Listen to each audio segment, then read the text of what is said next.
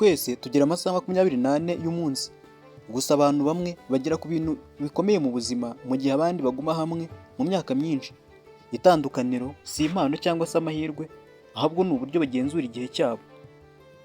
Abenshi muri twe duhora twizera ko dufite ejo, bityo tugahora tuvuga ngo ejo nzabikora.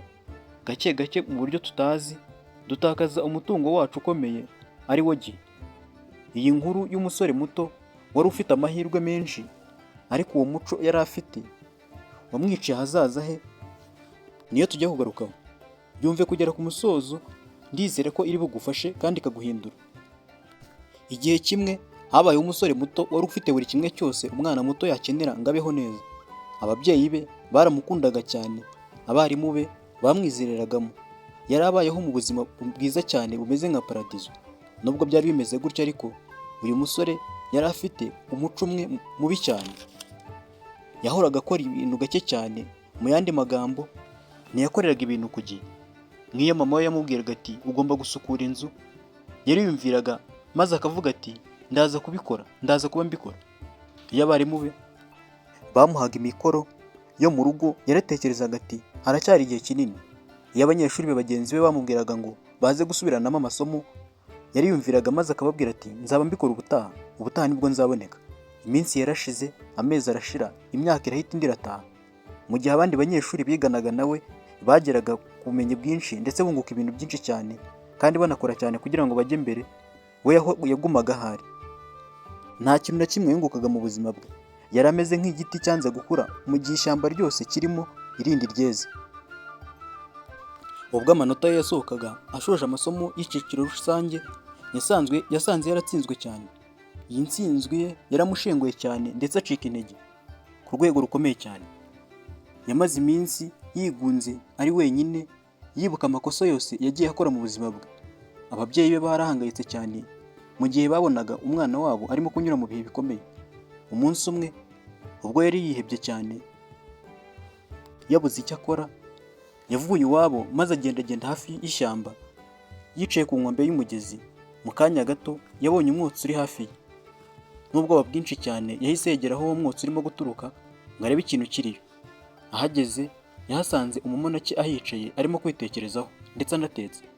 Ubwo uwo mumonaki yafunguraga amaso, yabonye uwo musore maze aramubaza ati urinde nshuti yanjye, kuki ugaragara nk'umuntu ufite ubwoba n'agahinda kenshi?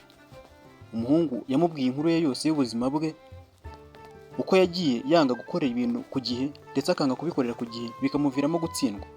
Umumonaki yaramwumvishe atuje cyane maze aramubwira ati reka nkubwire inkuru ntoya, wenda iyi nkuru iraza kugufasha kandi nagusobanurire uko ubuzima bwawe wagiye ubutwara.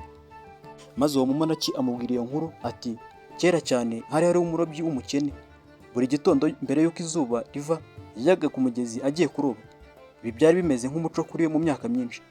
Igitondo kimwe yagiye kuroba, gusa ikirere cyari kijimye cyane, nta kwezi kwavaga, nta n'inyenyeri zari zihari. Hanyuma ajya aho yari asanzwe anyura agiye kuroba. Arimo kugenda, ikirenge cye cyakandagiye ikintu kidasanzwe. Yaragitoraguye, yumvaga kimeze nk'aho kiremereye cyane wagira ngo kirimo amabuye. Mu gutekereza yuko gishobora kuba kirimo amabuye, yaragifashe maze aragitwara yerekeza aho agiye kurobera. Agezeyo yicara ku nkombe y'umugezi ategereje yuko izuba riza kuva ngo arebe hanyuma abashe kuroba. Kugira ngo abe ategereje yuko izuba riva, yafunguye cya kintu yari amaze gutoragura. Yakuyemo ibuye, yumva rikonje cyane, nta gutekereza byinshi yahise arijugunya mu mazi. Ajugunyemo irya kabiri, ajugunyamo irya gatatu, gutyo gutyo. Mu gihe yari arimo kurijugunyamo yumvaga afite ibyishimo, yumvaga ntacyo bimubwiye rwose. Nyuma y'igihe gito cyane ikirere cyatangiye guhinduka, haracya. Yarebye muri ako gafuka yari arimo gufata ayo mabuye agenda yajugunya mu mazi, hanyuma aza gusanga asigaranye ibuye rimwe. Gusa yarikuyemo ngo naryo rijugunye mu mazi. Arebye atungurwa no gusanga atari ibuye risanzwe, ahubwo ryari zahabu. Mu gahinda kenshi cyane yaratunguye cyane maze afata ako gafuka arakazunguza, gusa nta rindi buye ryari rikirimo. Muri wa mwijima yajugunye zahabu nyinshi mu mazi, mu gihe we yakekaga yuko ari amabuye. Uwo murobyi yatakaje umutungo ukomeye cyane wagombaga guhindura ubuzima bwe bwose. Yicaye ku mugezi amasaha ane yose arimo kwicuza ubujiji yagiye akora. yayamazeyo umwanya munini cyane, amarayo ayo masaha yose ku mugezi. Hanyuma aza gufungura ibiganza bye yibuka ko hari zahabu yasigaranye, maze aribwira ati nubwo nangije nkajugunya amazahabu mu mazi nzi ngo ni amabuye, gusa hariyo nkifite, byibuze nyikoresheje neza yatuma ntera imbere. Yasubiye mu rugo. Inkuru ntaho yarangiriye. Nyuma y'iyo nkuru uwo mumonaki yarebye mu maso uwo musore maze aramubwira ati wabibonye ko buri wese aba afite agafuka ka zahabu mu buzima bwe? Iyo zahabu mvuga ni igihe cyacu, kandi icyo gihe cyacu ntago kigurwa. Gusa mu mwijima w'ubujiji tujugunya izo zahabu nk'uko uyu murobyi nakubwiye yagiye ajugunya aya mabuye mu mazi yibwira yuko ari amabuye asanzwe kandi ari zahabu. Uhora ujugunya zahabu yawe utekereza ko nta gaciro ifite. Nk'uko umurobyi hari zahabu yasigaranye, nawe uracyafite igihe. Nuhinduka ukagikoresha neza uzubaka ahazaza hawe habe heza cyane. Ukwiye kwibuka iki kintu buri gihe. Igihe gifite agaciro kameze nka zahabu.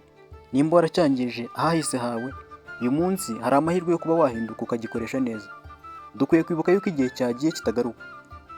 Iyo ukiri muto uba wumva ugifite igihe kinini cyane mu buzima bwawe, gusa uba wishuka kuko nugikoresha nabi uzisanga imyaka ikujyana ishire indi itahe nta kintu urageraho. Mu gihe uzamenye yuko buri segonda rimeze nka zahabu, buri kintu cyose kuri wowe kizahinduka. Icyiza cy'iyi nkuru ni ugusobanukirwa ko ugifite zahabu zawe arizo gihe, bityo ukwiye kuzikoresha neza ukazibyaza izindi nyinshi, ukabasha kugera aho wifuza mu buzima. Mbashimiye ko twabanye. Niba utarakora subscribe n'ugenda utayikoze, ukande like, usige comment, ukore na share nyinshi, tujye tubana buri munsi mu bindi biganiro. Njye nitwa Charles Gahigana. Hasta la vista.